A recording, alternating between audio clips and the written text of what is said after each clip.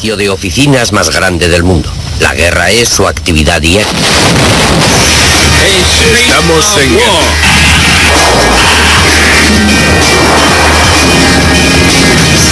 La estrategia para perseguir a ese ejército es muy sencilla. Primero los aislamos y luego los aniquilamos.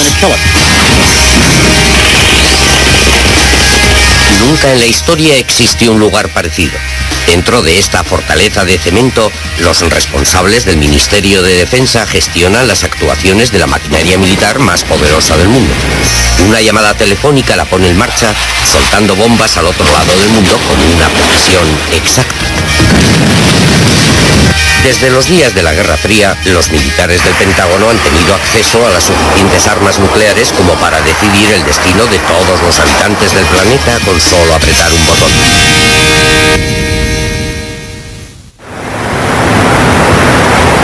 Se mire por donde se mire y se compare con lo que se compare, el Pentágono es apabullante.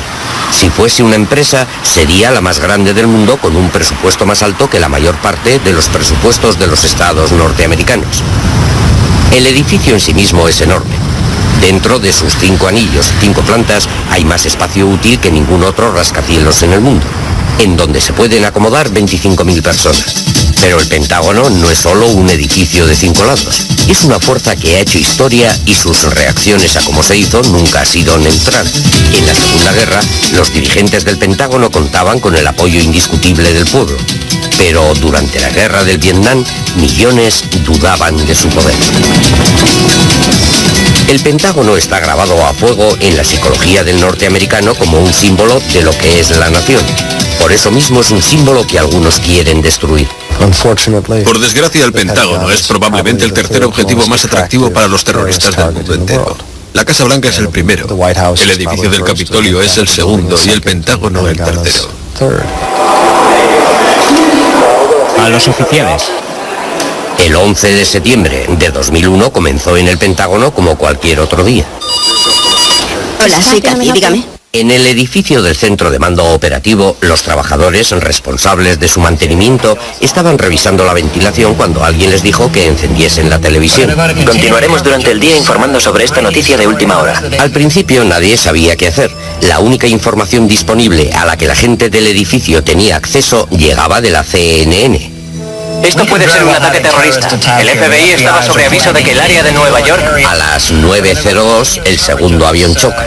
En ese momento estaba claro que la nación estaba siendo atacada. Se baraja la hipótesis de que 1 o 2 aviones han sido secuestrados y estrellados contra las torres del World Trade Center.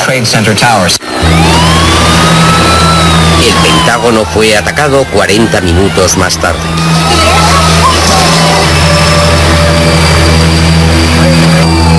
El vuelo 77 de American Airlines apareció volando bajo y erráticamente, rozando las farolas y apenas un poco por encima de los coches de la autopista enfrente del Pentágono. Alrededor de las 9:38 casi estaba enfrente del helipuerto, cuando vi venir un avión sobrevolando la cresta de la colina junto al Navy Annis. Paré el coche, abrí la puerta, dejé las llaves puestas y me puse a correr sin dar crédito a lo que veía. El motor estaba a unos 2 metros del suelo, viniendo directamente hacia mí mientras yo estaba boca abajo en tierra. Vi el avión pasarme por encima y las farolas caían a ambos lados de donde me encontraba. Los 2 motores del avión, que colgaban bajo las alas, casi chocaron contra el Pentágono y luego, después de eso, se formó una bola de fuego y recuerdo que la sección de la cola desapareció en esa bola de fuego. El avión chocó a 560 km/h, arrancando el primer y segundo piso de los 3 anillos exteriores. La mayor parte de la zona oeste del edificio quedó afectada. Unas 5.000 personas trabajaban en esa zona cuando el avión se estrelló. Escuchamos como una especie de trueno y la habitación explotó cuando una bola de fuego vino por el techo que se hundió. Las paredes cayeron y nos sumimos en una súbita oscuridad. Se escuchaban unos pocos ¡socorro! Y gente gritando ¡aquí abajo! La habitación estaba llena de humo. No podías verte la mano enfrente de la cara. Salté sobre una mesa y agarré a un amigo mío, un compañero que estaba debajo, al otro lado de la mesa, y nos arrastramos unos 60 metros en medio de un laberinto de sillas, mesas, humo y fuego hacia una zona segura. Casi 38.000 litros de combustible explotaron, produciendo la suficiente temperatura como para doblar las gruesas vigas de acero que aguantaban las plantas superiores. La estructura próxima al impacto podía venirse abajo. La pregunta era cuándo. Existía otro problema. El tejado del Pentágono se apoyaba en vigas de madera que tenían 60 años.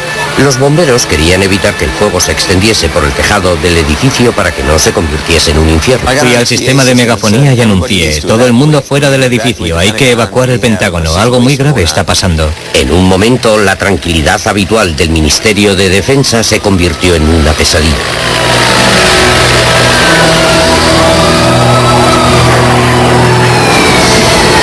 Recuerdo algo en particular. Un policía con perro tenía una mujer y me dijo: tengo una mujer en el suelo y su cara todavía está ardiendo. Hola, soy Kathy. Las llamadas desesperadas de los heridos inundaron el centro de operaciones. Sí. Entraban llamadas que nos informaban de gente atrapada en algunos pisos, de fuego, de una explosión. La gente no sabía qué estaba ocurriendo. En medio del caos apareció otra grave preocupación. El avión había dañado algunas cañerías claves del edificio y la presión del agua caía. Sin presión, los hidrantes no suministrarían agua a los bomberos, así que alguien debía ir al sótano y cerrar a mano las llaves generales. El jefe de planta, Don Courtney, llamó a Steve Carter. Le dije: nos vamos a quedar sin agua. Necesito que alguien vaya allí y cierre las llaves de la parte afectada del edificio. Bajamos de inmediato y cerramos las llaves. El humo era muy denso. Dennis Smith y yo llevábamos solo una linterna para saber por dónde íbamos y qué llaves teníamos que cerrar. Cuando llegamos abajo nos encontramos con una espesa nube de humo que apenas nos dejaba ver. Estábamos allí sentados, respirando a través de nuestras chaquetas para filtrar algo de aire y evitar vomitar.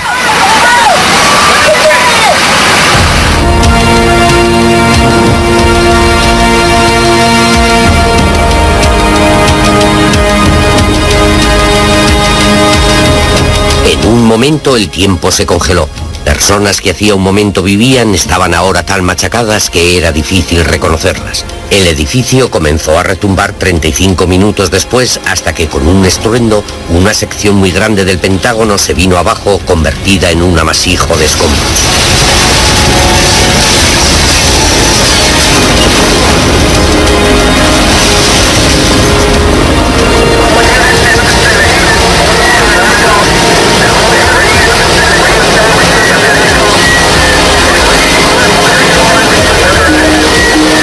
Del cuartel general de la fuerza militar más poderosa de la Tierra yacía en ruinas.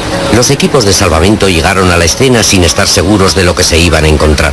Peinaron el edificio sistemáticamente, marcando los lugares donde habían estado y los cuerpos que encontraban a su paso. Mi oficina se encontraba donde el avión se estrelló. De mi unidad murieron 24. En mi oficina, donde yo habitualmente solía estar, había 13 personas. Todas murieron. Una de ellas podría haber sido yo si hubiese estado sentado en mi despacho. Ese día vivirá conmigo para siempre. Quiero decir que si ese avión hubiese entrado en un ángulo solo un poco diferente, no estaría aquí. En total murieron 125 personas ese día en el Pentágono.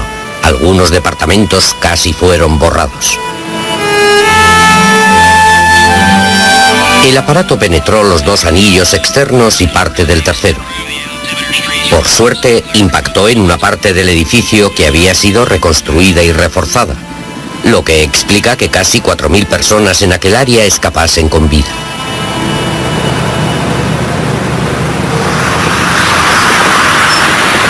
El Pentágono siempre había sido un edificio fuerte construido de cemento 60 años antes, cuando el mundo estaba en guerra y Norteamérica debía de estar preparada para todo.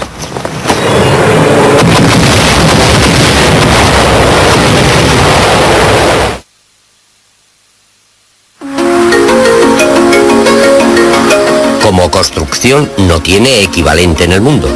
El diseño es único. Sus 5 caras, sus 5 anillos y 5 plantas lo hacen el edificio federal más peculiar del país.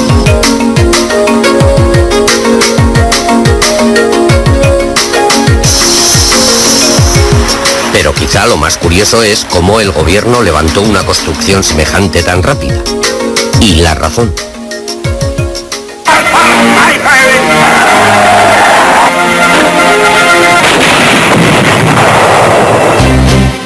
En el verano de 1941, Europa estaba sumida en una guerra y parecía que el resto del mundo pronto correría la misma suerte. Los Estados Unidos temían que ellos mismos lucharían en varios frentes. El país debía prepararse. En Washington, el Ministerio de Defensa se desperdigaba en varias oficinas en varios puntos de la ciudad. Aunque se había construido un nuevo cuartel general, los militares se dieron cuenta que se les quedaba pequeño un mes después del traslado.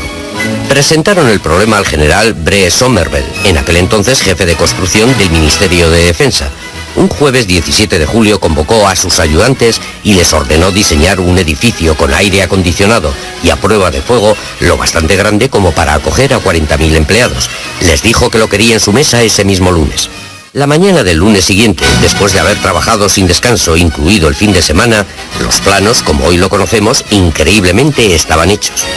En 3 días habían diseñado completamente un nuevo cuartel general para el Ministerio de Guerra con todo lo que se les había pedido. Y lo más importante de todo, era gigantesco.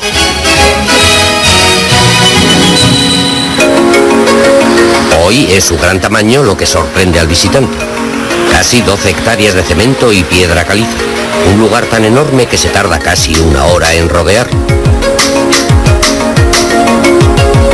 Para ejemplificar su tamaño, la revista popular Mechanics apuntó que se necesitarían 5 edificios como el Capitolio para hacer un pentágono. Atravesar los pasillos puede ser desalentador. Los visitantes a menudo se pierden. En su primer día como ministro de Defensa, Dick Cheney estuvo dando vueltas en los sótanos antes de encontrar la salida.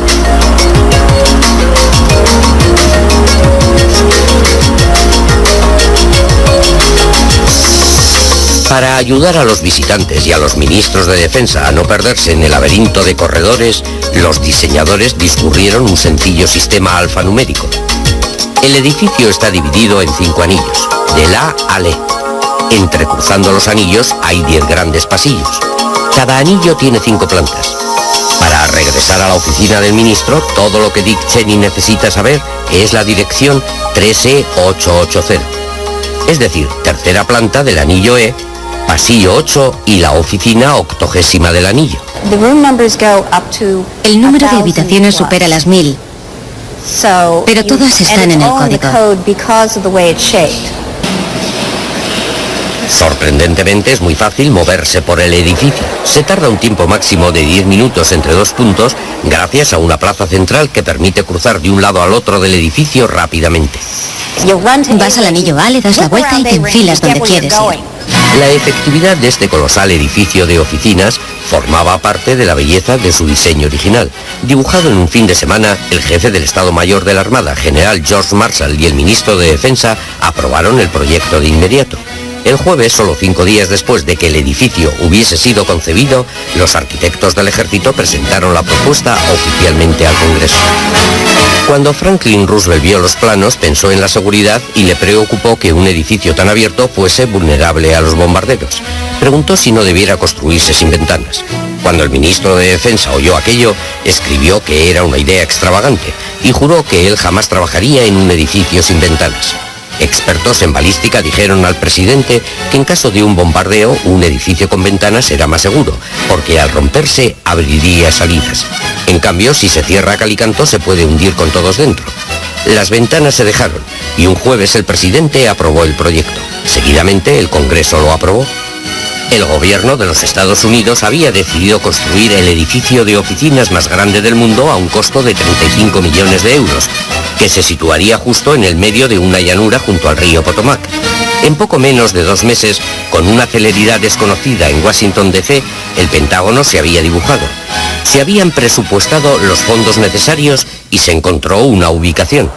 Nunca antes o después ningún otro gran edificio federal se aprobó en tan poco tiempo. Los contratos de construcción se firmaron y las cuadrillas de obreros empezaron a trabajar el mismo día. Estamos hablando del 11 de septiembre de 1941.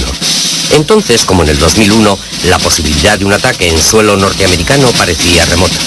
El ejército estaba alerta, pero nada les había preparado para lo que se les vino encima. 2 meses y medio después del comienzo de las obras, los japoneses bombardearon Pearl Harbor. El Ministerio de Defensa estaba listo para trabajar. He pedido al Congreso que declare el estado de guerra entre los Estados Unidos y el Imperio japonés.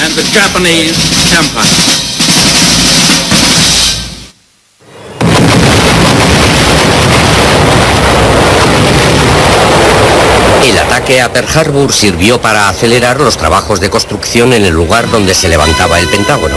15.000 obreros trabajaron en 3 turnos diarios, 7 días a la semana. Trabajaron tan rápido que en 6 meses terminaron uno de los 5 lados. En abril de 1942, 5.000 empleados del ministerio estaban trabajando. Como el edificio seguía creciendo, la gente se hacía lenguas del ingenio de los arquitectos. Nunca antes se había construido un edificio como este, únicamente hecho de cemento. Con los muros exteriores de un grosor de 30 centímetros y medio, era uno de los edificios más sólidos del mundo. Y además era económicamente eficiente porque al usar cemento habían ahorrado bastante acero como para construir un barco de guerra. Para el cemento se dragaron del Potomac unas 680.000 toneladas de arena que dejaron un agujero lo bastante grande como para hacer un gran lago. Sorprendentemente, en solo 16 meses, el edificio entero estaba listo. Se equiparon las oficinas y el Pentágono abrió sus puertas. Todo en este lugar se mide por grandes cantidades. Hay 150 escaleras, 672 mangueras contra incendios, 4.200 relojes, 7.748 ventanas, 85.000 puntos de luz, 685 bebederos y 19 escaleras mecánicas. No hay muchos ascensores y casi todos son de carga. No los hay porque el general George Marshall dijo que no quería oficiales gordos. Había un exceso de baños, 300. Roosevelt visitó el edificio cuando lo estaban acabando y preguntó por qué había tantos baños. La respuesta que le dieron le dejó perplejo. La ley de Virginia lo requería. En aquel momento, las instalaciones públicas en ese estado estaban segregadas, por lo que alguno de los baños era para gente de color. El presidente ordenó que esa ley no se aplicara en el Pentágono, así que los baños serían multirraciales. Precisamente para albergar a todas las personas que iban a trabajar en el edificio, la infraestructura de Virginia del Norte cambiaría de la noche a la mañana. Se construyeron 48 kilómetros de autopista junto con 21 puentes y viaductos. También tuvo su propia parada de metro y un aparcamiento con capacidad para 10.000 coches.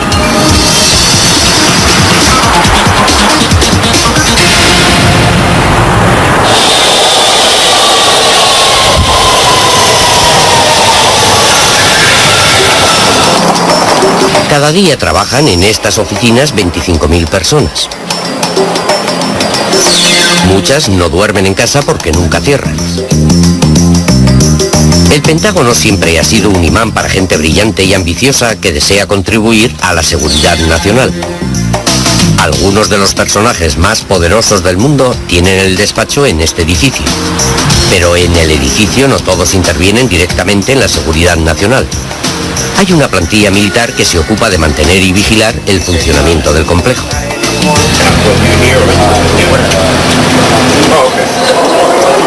Se puede decir que es una ciudad pequeña pero completa, con su zona comercial. Incluso tiene su alcalde oficioso que se ocupa de que la ciudad funcione bien. Doc Cook lleva trabajando aquí desde 1957. Muchas veces me han preguntado cuál es la parte más complicada de mi gestión y siempre contesto que el aparcamiento. Ninguna se le parece.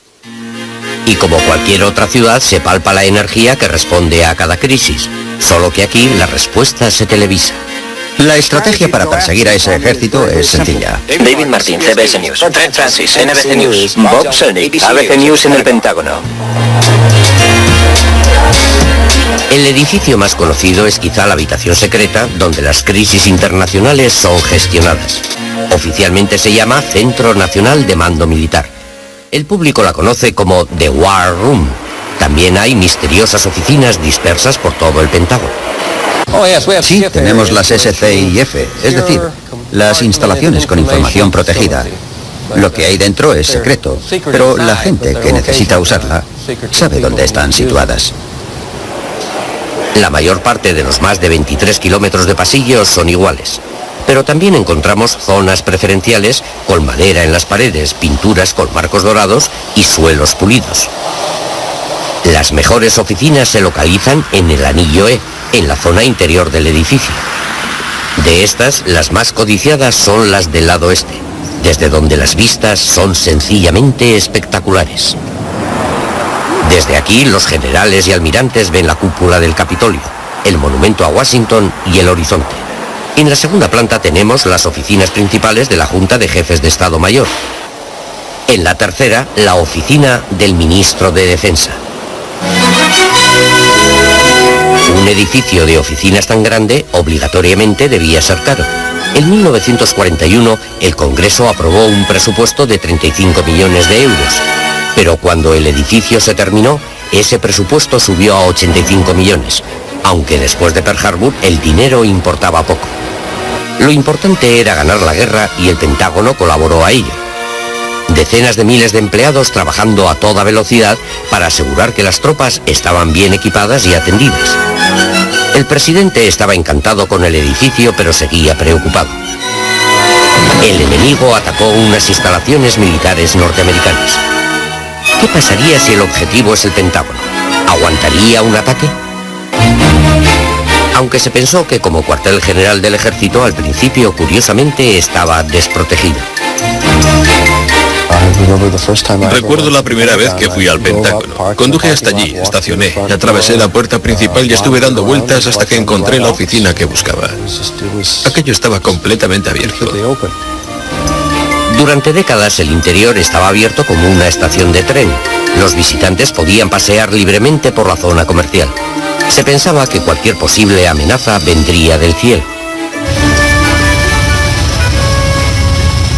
En el corazón de la maquinaria militar rusa se sitúa un impresionante poder nuclear intercontinental. Después de la Segunda Guerra, la única amenaza imaginable era un ataque nuclear. En aquel tiempo, el café en el centro de la plaza interior tenía el mote de Zona Cero. Miles de opositores a la guerra del Vietnam se reunieron en la capital de la nación para manifestar su rechazo a la guerra. Durante la guerra de Vietnam, el Pentágono fue un objetivo de otro tipo. En octubre de 1967, al mismo tiempo que había una masiva manifestación en Washington, miles se dirigieron hacia el Pentágono con la intención de cerrarlo. Se arrestó a cientos de personas. Los líderes de la marcha contra el Pentágono eran radicales que se oponían al capitalismo y la industria armamentista y veían en el Pentágono un símbolo de la opresión en el mundo. Pero incluso entonces el edificio estuvo lo bastante abierto para que los revoltosos reventasen un baño con una pequeña bomba que no produjo heridos. Hasta el 11 de septiembre era lo más violento que había ocurrido en el Pentágono. En los 80 y los 90 finalmente se vieron forzados a establecer medidas de seguridad más severas. Algunos acontecimientos fueron los catalizadores. ¡Meterla en una ambulancia! El terrorismo había cambiado la naturaleza y significado de la palabra seguridad.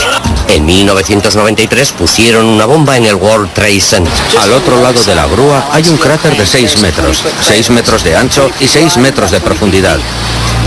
En 1995 destruyeron el Murrah Federal Building en el centro de la ciudad de Oklahoma. Y al año siguiente, 19 soldados murieron y más de 500 resultaron heridos cuando pusieron una bomba en Dhahran, en Arabia Saudita. Muchos estaban en este pasillo protegido. Aparentemente, el terrorismo nocturno es una de las mayores preocupaciones del Ministerio de Defensa. Por desgracia, el Pentágono es el tercer objetivo terrorista más atractivo del mundo. La Casa Blanca es el primero, el edificio del Capitolio el segundo y el Pentágono el tercero. Deje las llaves y los objetos que lleve en los bolsillos en la caja, el resto que pase por la cinta. Eso es todo. Respondiendo al terrorismo, el Pentágono ha reforzado la seguridad con la instalación de detectores de metal en las entradas de seguridad. Bien, muchas gracias. Todos, incluso los generales, tienen que llevar visibles las tarjetas de identificación. Se hicieron aceras para mantener a la gente fuera del perímetro del Pentágono. Como los camiones bombas son la amenaza más inmediata, se construyó un edificio para recibir las mercancías. Estas lejanas instalaciones es lo más cerca que un camión podrá estar del edificio. El Pentágono ha invertido millones en actualizar su sistema de seguridad y a pesar que el Ministerio de Defensa se caracteriza por el gasto, en renovar la decoración del edificio no se han gastado prácticamente nada. El edificio siempre ha sido un tanto espartano. Los anchos pasillos de blancas paredes desnudas parecen no tener fin.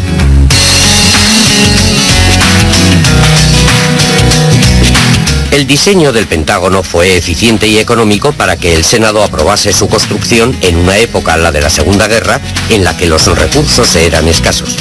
Nadie quería que los políticos que lo visitaban calificasen el complejo de extravagante. El dinero siempre se utilizó en la parte más importante del negocio, mantener al ejército a la vanguardia. En los 70, durante su primer mandato como ministro de Defensa, Donald Rumsfeld estaba preocupado sobre el efecto de la guerra del Vietnam sobre la moral de la tropa.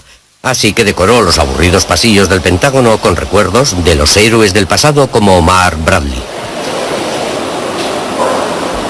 Incluso buscaron un lugar para colocar una fotografía de Marilyn Monroe en una visita a las tropas. Pero a medida que la estética mejoraba, el propio edificio declinaba físicamente. El viejo Pentágono está en un estado terrible, porque han pasado 60 años sin una reforma significativa. Esto que ves aquí es material aislante podrido. Cuando el sistema eléctrico se diseñó, casi no había máquinas de escribir. El cableado eléctrico quedó obsoleto a los pocos años de uso. El sistema de comunicación, una vez a la vanguardia, ahora pertenece al museo.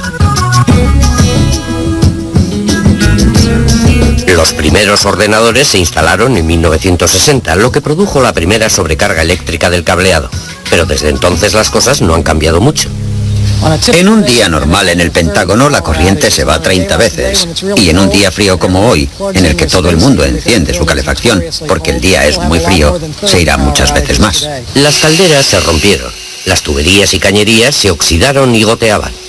Material que se fabricó para que durase 30 años, se usó más de 50. Un edificio de oficinas se renueva como término medio cada 35 años, pero aquí casi hemos doblado ese plazo. No cumplimos ninguno de los reglamentos oficiales de instalaciones. Por ejemplo, la última vez que cumplimos el reglamento de instalaciones eléctricas fue en 1953. En la época de su construcción nadie esperaba que se siguiese usando como cuartel general por mucho tiempo, porque después de las otras guerras, Norteamérica se había desmovilizado. Cuando los críticos le preguntaron a Roosevelt qué sería del Pentágono después de la guerra, respondió que lo utilizarían como archivo documental. El edificio de oficinas más grande del mundo parecía destinado a ser el archivo más grande del mundo, pero eso no estaba escrito.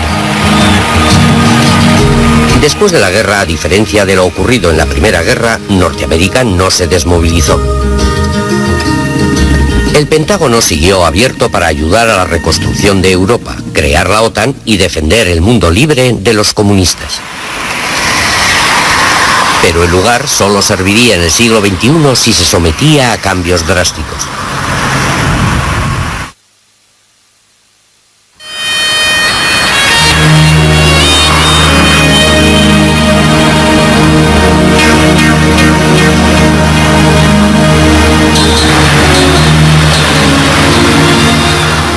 Durante medio siglo el Pentágono se imponía como un símbolo de la propia Norteamérica. Desde aquí el ejército había salido para rescatar al mundo de las manos de Hitler, del comunismo y de Saddam Hussein. Los generales tenían el poder para disparar armas nucleares que podían destruir el planeta. Nadie en la historia de la humanidad había tenido tanto poder como la gente de este edificio. Pero en los 90 el Pentágono literalmente se vino abajo. Las instalaciones eran una ruina.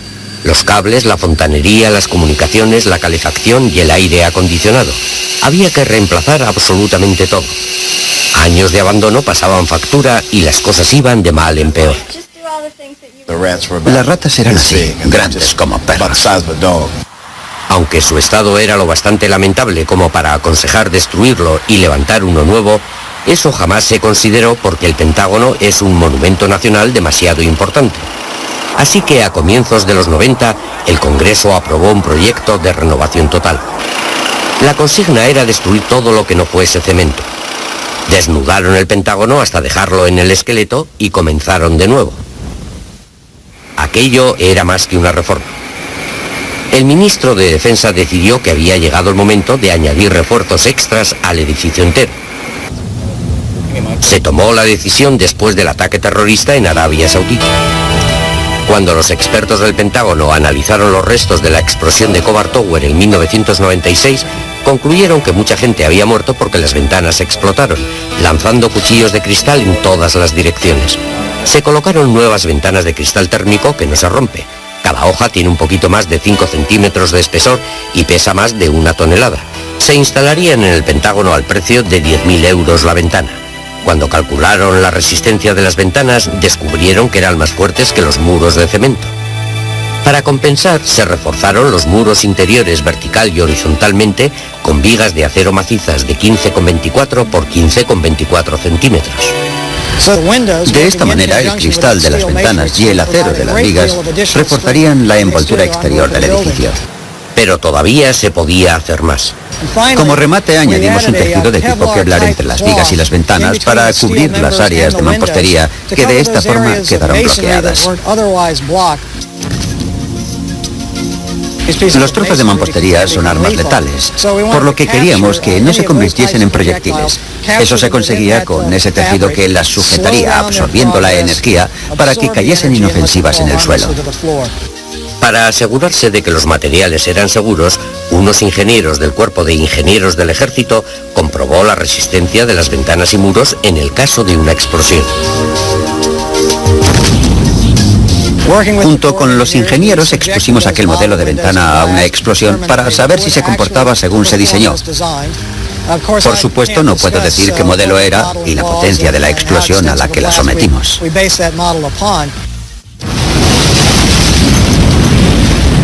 La magnitud de la reforma era exagerada. En construir el Pentágono se tardó 16 meses. Se estimó que la reforma tardaría en completarse 16 años y el costo sería de unos increíbles 1.200 millones de euros. Aunque otras previsiones presupuestarias hablaban de un costo final de 2.000 millones. Para mantener el Pentágono operativo, el edificio se reformaría por secciones, 93.000 metros cuadrados a la vez, dejando el resto del edificio para el trabajo diario. Las obras en la primera sección comenzaron en 1997. Las cuadrillas de obreros trabajaron día y noche durante 4 años para acabar a tiempo, pero no lo conseguirían. 5 días antes del plazo ocurrió el ataque con el vuelo 77.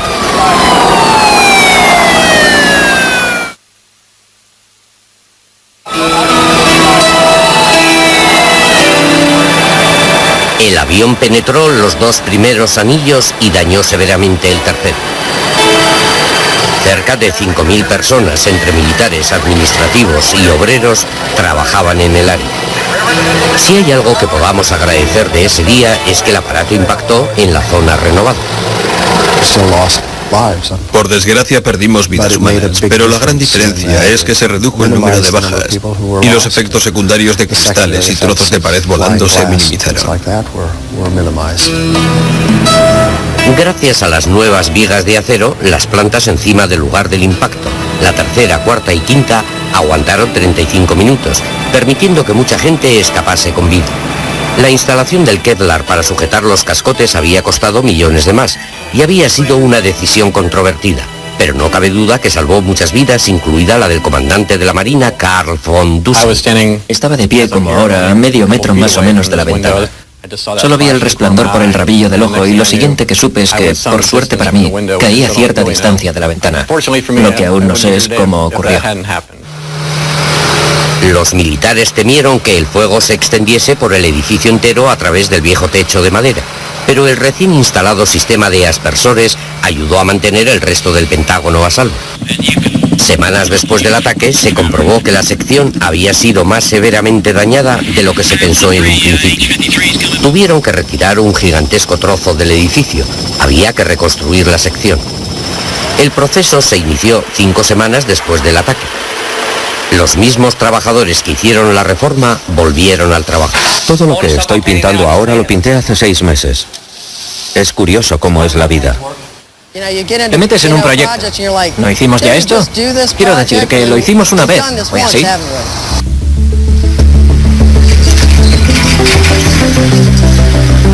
Para limpiar el lugar del siniestro y reconstruirlo se contrató a 1 millar de operarios.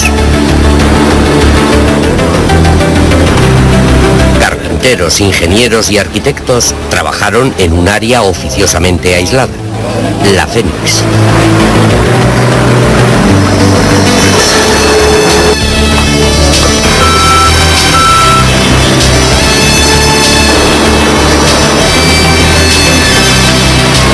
En los días y semanas posteriores, las banderas comenzaron a aparecer, incluso en los lugares más insospechados. El espíritu patriótico parece estimular la moral cuando el trabajo es difícil. La cantidad de trabajo era enorme. Las columnas que mantienen el edificio en pie tuvieron que ser reinstaladas. En algunos sitios había tanta agua que se formaron auténticas piscinas que había que drenar primero. Pese a todo, acabaron rápido la primera etapa. En un edificio como este, una demolición típica tardaría unos 6 meses, pero establecimos un plazo muy agresivo de 8 semanas, con lo que pudimos terminarla en 4 semanas.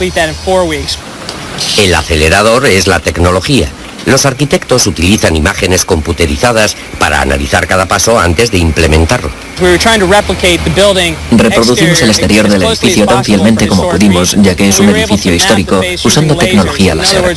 En otras palabras, escaneamos la fachada y una vez hecho, pusimos los datos en un ordenador para recrear una imagen tridimensional, con lo que conseguíamos diferentes perspectivas.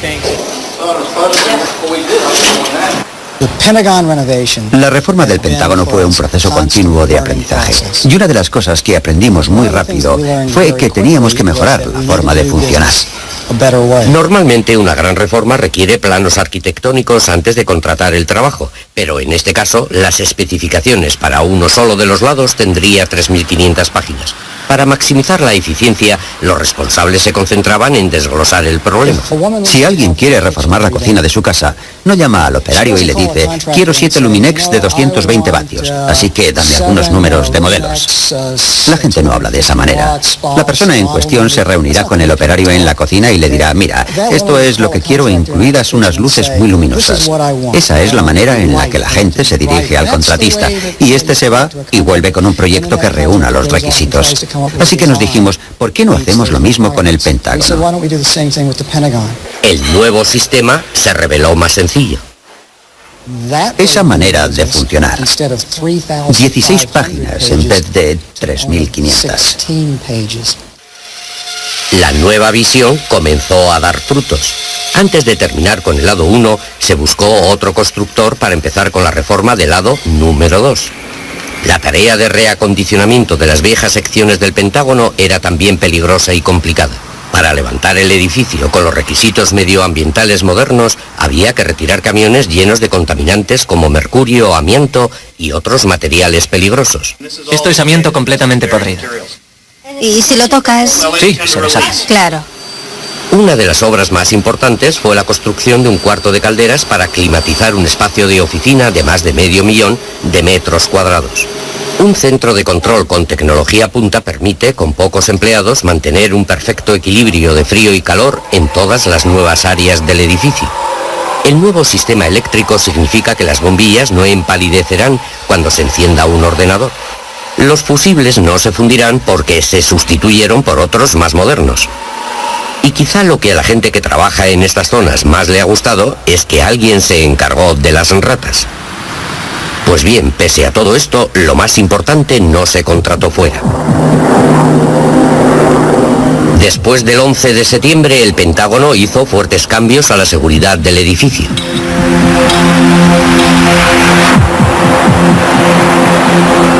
El día del ataque, por primera y única vez en la historia, los militares declararon alerta delta en el edificio, el nivel más alto. 400 policías militares fuertemente armados se desplegaron en las entradas con la orden de usar los rifles M16 contra cualquier intruso. ¿Qué tal? Bien, gracias. Gracias. Miembros de las fuerzas policiales del Pentágono, los 200 oficiales del Servicio de Protección, trabajaron en turnos de 12 horas semana tras semana. En los aledaños, umbis armados se colocaron en los cruces de las calles y se cortó el tráfico en la autopista que corre enfrente del edificio. Después del 11 de septiembre apareció la amenaza del ántrax, para lo que se tuvo que crear un sistema complejo para la recepción del correo. Todo el correo que llegaba al Pentágono se aislaba y enviaba a un recinto de descontaminación para ser inspeccionado. Esas fueron las medidas visibles activadas como resultado del ataque. Pero, como mucho de lo que ocurre tras estos muros, la mayor parte de las precauciones son secretas por razones de interés para la seguridad nacional.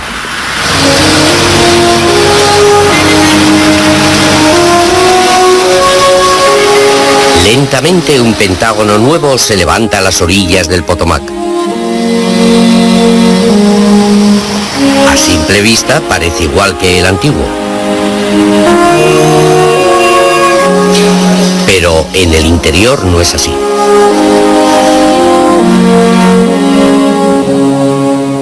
Revitalizado, reforzado y listo. Esta construcción seguirá siendo un objetivo. Las razones son siempre las mismas. Observa el escritor Benjamin Ford. La arquitectura es testimonio, a menudo un testimonio emotivo del pasado. Los edificios, sus formas, materiales, texturas y espacios representan una cultura con la elocuencia de la presencia física.